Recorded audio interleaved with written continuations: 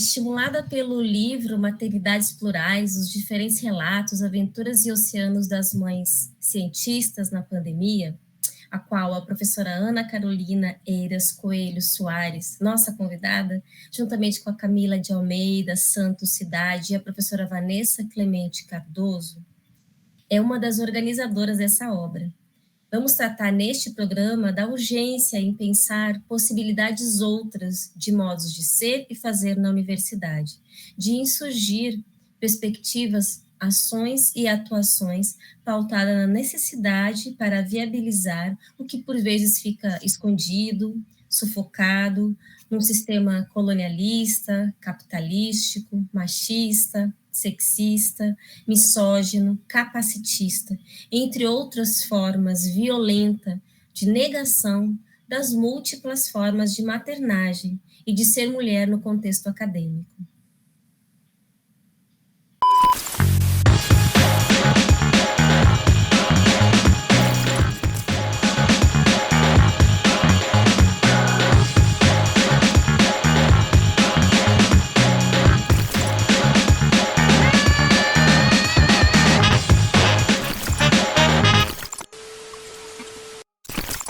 Meu nome é Marline Dornelles de Lima. Eu vou me audiodescrever para todos verem.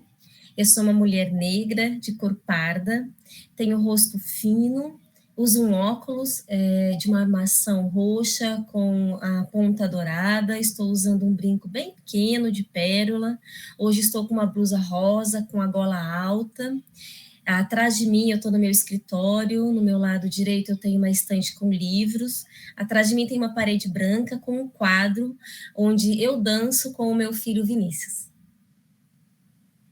Eu sou docente do curso de licenciatura em dança e vice-coordenadora do programa de pós-graduação em artes da cena, na EMAC, da Universidade Federal de Goiás. Doutora em arte pelo Instituto IDA, da Universidade de Brasília. Eu fui coordenadora das ações afirmativas dessa universidade de 2018 a 2021. Eu sou diretora artística do Grupo de Dança Diversos, que é um projeto de extensão da UFG. Sou integrante artista do Núcleo Coletivo 22 de Goiânia.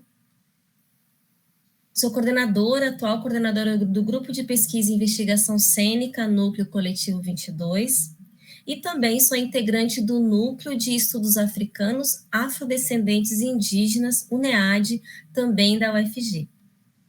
A nossa conversa de hoje e também da próxima semana do Programa Matutando Círculos de Cultura trata o tema de maternidades plurais na universidade, como insurgentes movimentos transformadores nos modos de ser e fazer nessa instituição, o qual vamos matutar a partir do desenvolvimento deste diálogo formativo, em 2 episódios, com a presença da professora doutora Ana Carolina Coelho.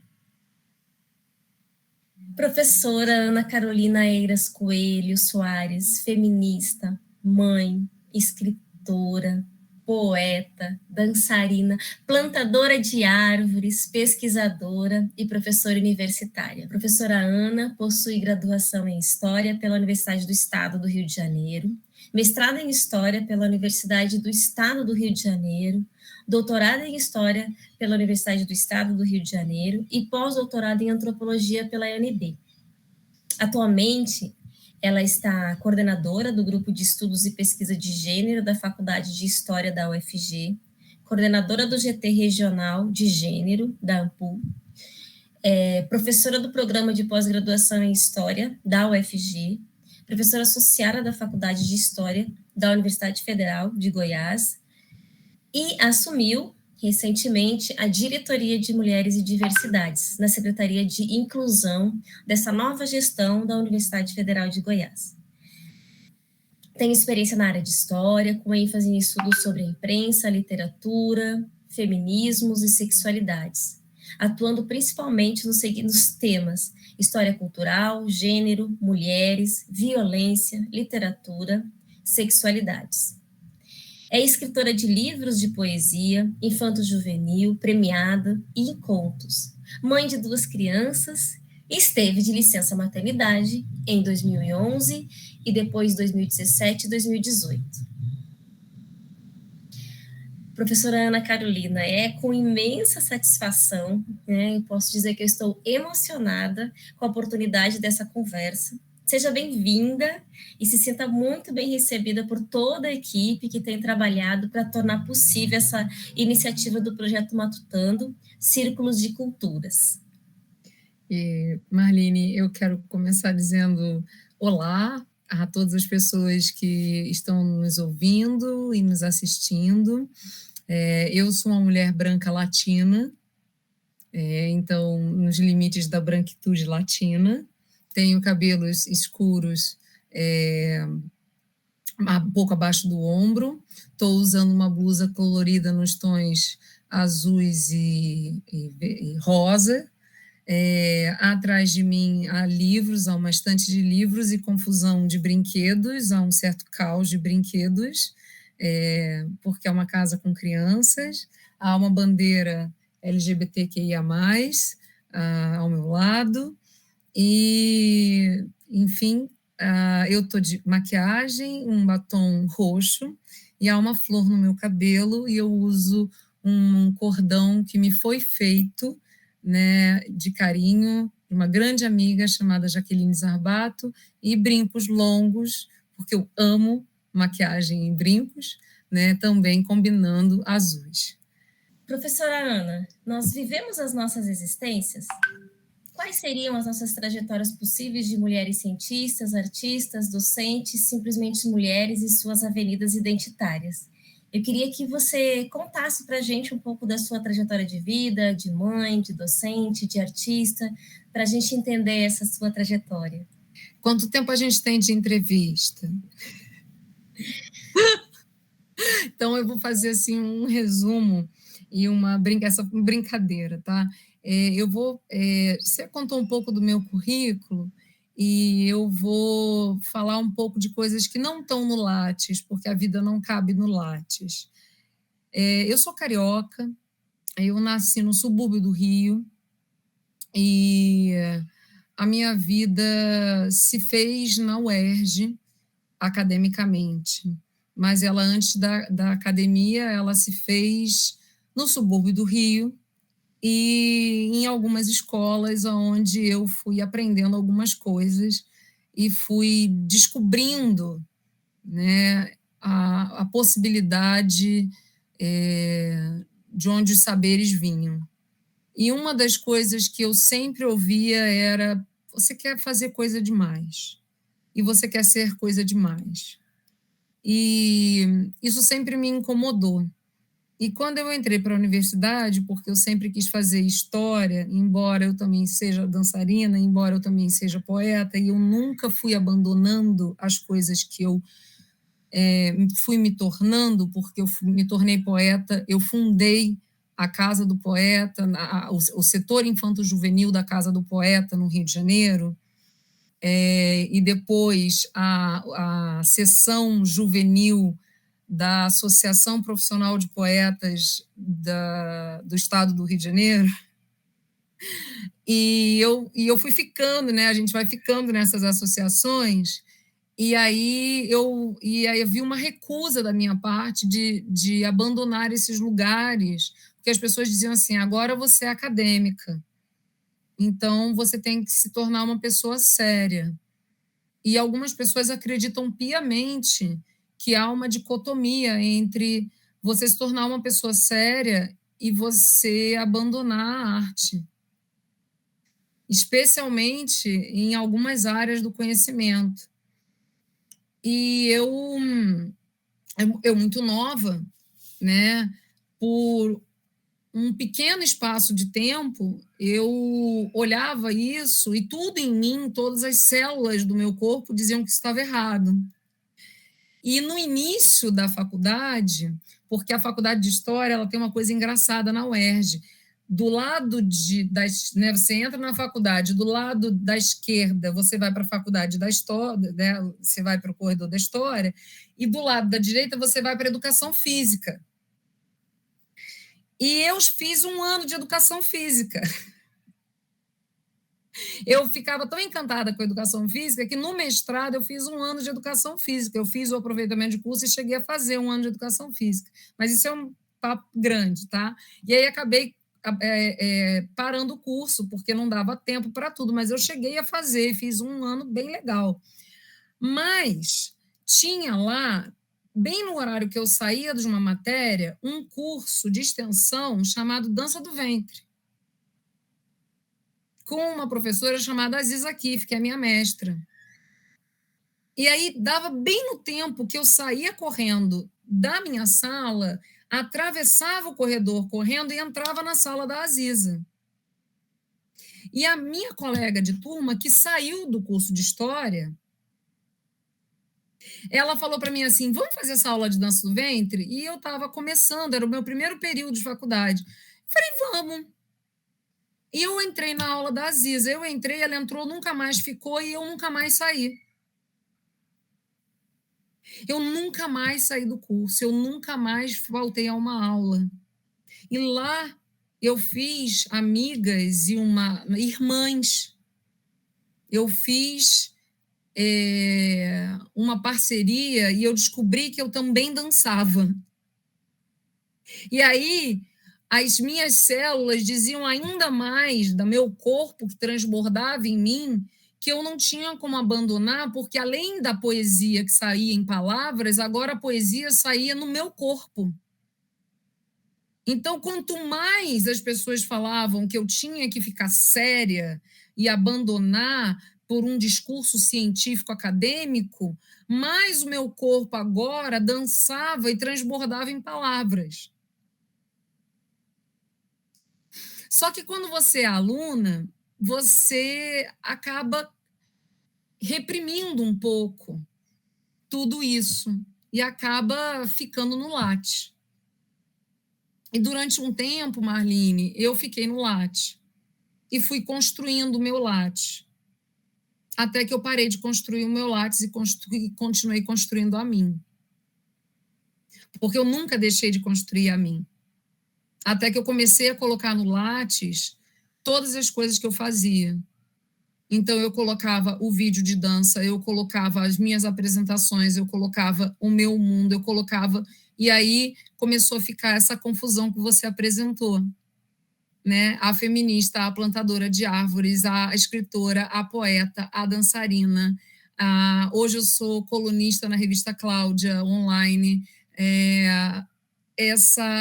Que são todas as partes que partem de mim e que me compõem.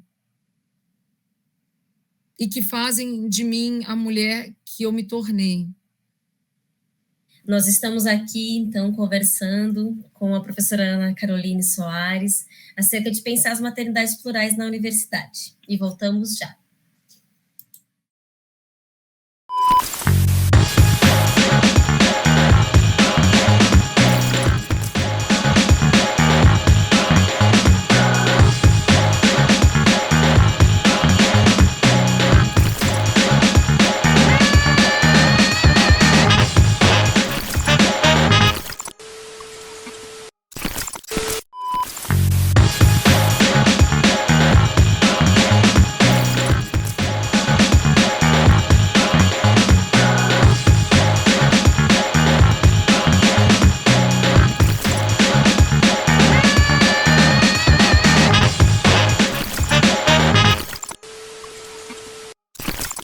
No bloco anterior, nós conversamos com a professora Ana Carolina Coelho sobre as maternidades plurais e suas múltiplas identidades. Ana, então, no artigo seu, escrito por colegas, né, sobre os apontamentos históricos do surgimento dos coletivos nacionais de mães nas universidades e fortalecimento da luta materna na ciência brasileira nos dias atuais, o qual você escreveu com Camila de Almeida Santos Cidade, Juliana Márcia Santos Silva e Vanessa Clemente Cardoso, no livro Mulheres, Cientistas e Desafios Pandêmicos da Maternidade, volume 1. Nesse artigo, né, que foi produzido também no período durante a pandemia, em 2020. Vocês abordam o surgimento dos coletivos nacionais de mães nas universidades e o fortalecimento da luta materna na ciência brasileira. E vocês afirmam, né, que esse marco dos últimos 10 anos que sinaliza a necessidade urgente de novos parâmetros para o ambiente universitário, que incluam respeito, acolhimento, dignidade e equidade de gênero. Isso são as suas palavras no artigo.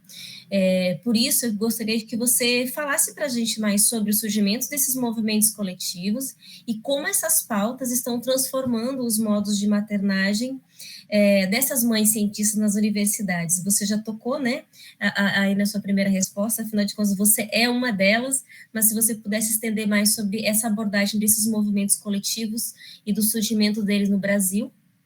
Eu primeiro quero dar um salve e um grande respeito às cientistas, a Camila de Almeida Santos Cidade, a Juliana Márcia Santos Silvia, a Vanessa Clemente Cardoso, que são grandes contribuidoras, grandes cientistas, e que eu tive uma pequena participação tive a honra de ter sido chamada e uma pequena participação nesse artigo, embora eu tenha a maior titulação. Então, eu preciso render as minhas honras, render honras e me colocar assim, absolutamente no lugar de, por favor, que elas são as grandes mentoras desse artigo, porque são as articuladoras, são as mulheres porque elas são as estudantes, as discentes do movimento, em especial a Camila Cidade, a Juliana Martins e a Vanessa, porque foram elas que, de fato, a Vanessa fez a lista de reivindicações. A Camila foi uma das maiores articuladoras nacionais do movimento de maternagem. A Juliana Martins, a Juliana Márcia, Santos, é incansável lá no NIEM, na pesquisa dela. A Vanessa agora está no pós-doc falando exatamente sobre isso. Então, eu preciso dizer o quanto que elas são discentes que são importantes, eu diria que fundamentais para a luta materna hoje em dia. E você está falando dos coletivos maternos. E os coletivos maternos, eles são compostos basicamente pelas discentes. Então, essa é uma pergunta para as discentes, que eu vou pedir aqui licença para dar a resposta, e é uma licença, né, com toda a licença possível, para dar uma resposta com base em tudo que eu aprendi com elas nesses últimos anos, em tudo que eu ouvi, em toda a escuta que eu tive, e uma escuta muito atenta a uma falta.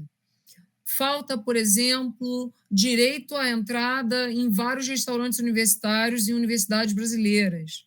Ou você pode entrar no restaurante universitário com a criança, mas você não pode dar alimento para a criança dentro do restaurante universitário. Então, a criança entra e passa fome dentro do restaurante universitário. Então, você não tem espaço, por exemplo, para trocar a criança, um espaço adequado para trocar a criança dentro do ambiente universitário. Ou você tem que trocar em qualquer canto. Ou você tem professores e professoras que não têm um entendimento de que você tem um filho pequeno ou uma filha pequena. Então, você, às vezes, diz que você precisa faltar a aula porque você não tem aonde deixar a criança, e o professor te dá a falta e você pede o semestre por falta. Ou então, você não pode levar para a sala de aula, porque o professor diz que está te atrapalhando porque está fazendo barulho dentro da sala de aula. Então, falta empatia. Falta esse entendimento que, por exemplo, eu faço em sala de aula, trago as crianças para dentro da sala. Às vezes são coisas muito simples. Ou então espaços, que são espaços lúdicos dentro da universidade. A universidade não é pensada para ter crianças. A universidade é pensada para ter adultos. Né? Espaços lúdicos, espaços onde as crianças possam ser deixadas, espaços onde as mães possam ser acolhidas, espaços onde as mães possam amamentar, porque acabou a licença de 6 meses, o que você faz depois que a criança... Né? Você teve uma criança biológica, ok. 6 meses de licença maternidade. Ok. Depois dos 6 meses, você faz o quê? Você larga com quem? Qual é a garantia universitária? Você tem creche? Você tem direito à creche? Você tem garantia numa creche pública? Qual é o direito de permanência que essa mãe discente tem? São pautas urgentes que precisam ser discutidas e elas não são discutidas. No caso das mães solos, qual é o tipo de apoio e suporte que essas mães vão ter? Elas têm bolsa?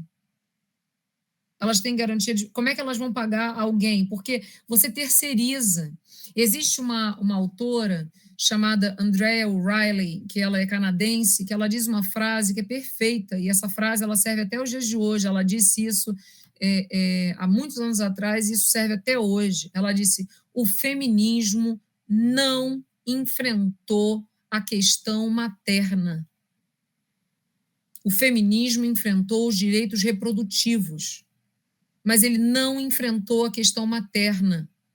Ele enfrentou o seu direito de ter ou não ter uma criança. E ainda assim, ele ainda é um problema, uma questão. Ele ainda é um enfrentamento. Mas ele não chega na discussão das mães. O seu feminismo inclui a maternidade, inclui as maternidades, inclui a maternidade solo, inclui a maternidade gemelar, inclui a maternidade atípica, inclui a maternidade de pessoas com deficiência, inclui a maternidade de mães trans, inclui a maternidade, todos os tipos de maternidade.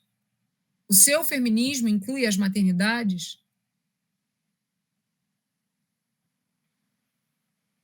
Porque se ele não inclui, ele é um feminismo excludente. Então, essa seria uma resposta das pautas, das grandes pautas. Ele inclui a maternidade das mães encarceradas? Ele inclui a maternidade, eu estou falando só das mães acadêmicas aqui, mas se a gente estender para a sociedade, essa briga fica muito maior.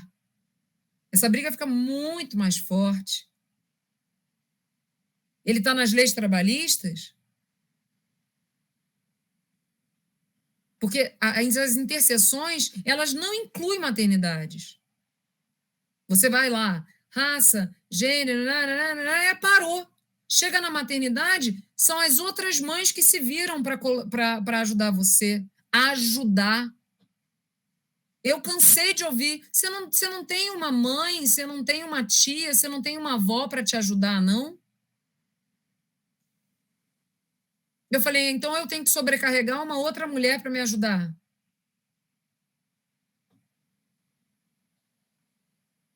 Então a sua solução é eu sobrecarregar uma... você não pode contratar uma babá, não? Eu falei, então a sua solução sou eu sobrecarregar uma outra mulher para me ajudar.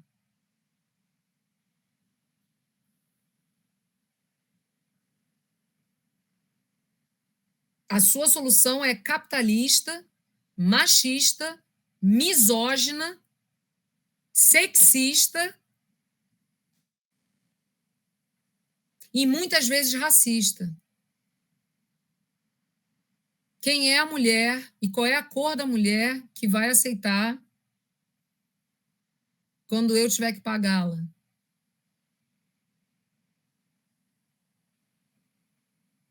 E é uma rede de suporte terceirizada. É uma rede de suporte que vai significar o seguinte: quem tem dinheiro paga, quem não tem dinheiro não pode fazer. Então, são as mães... Quem é que fica de fora? As mães empobrecidas.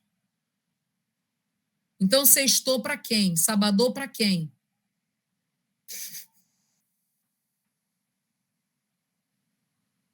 A gente vai para bar que tenha suporte, que aceite criança.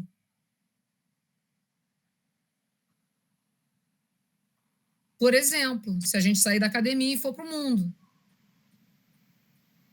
Você está levando criança para bar, você é uma irresponsável, você é não sei o quê. Ué, Olha ali, olha a mamãe aparecendo, olha a fantasia da mamãe e da boa mãe. Então, eu tô o quê? Eu tô encarcerada dentro de casa para cumprir o papel de boa mãe. Porque a sociedade vai me julgar se eu levar a criança para um lugar que é sei lá, um lugar legal, um lugar bom, um lugar tranquilo, enfim, o julgamento alheio, que vai imediatamente acionar em mim culpa, julgamento, olhares.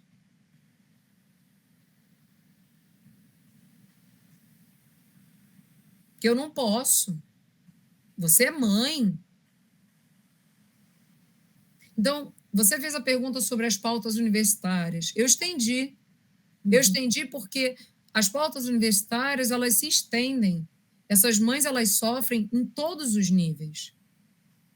Quando as discentes vêm falar, elas vêm falar num nível de tristeza, de maltrato, de sofrimento, de ferimento, que está em todos os níveis. Elas estão exaustas.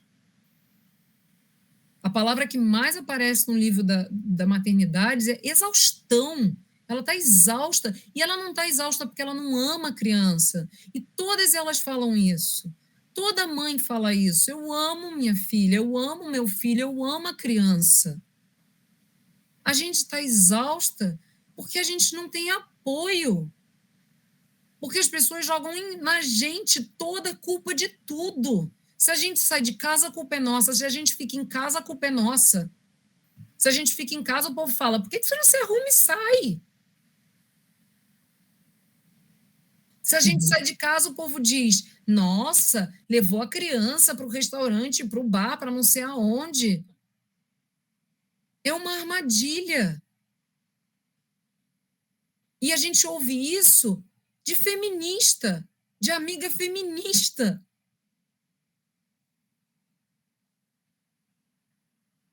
Então, as principais pautas é acesso e garantia de permanência de todas as formas.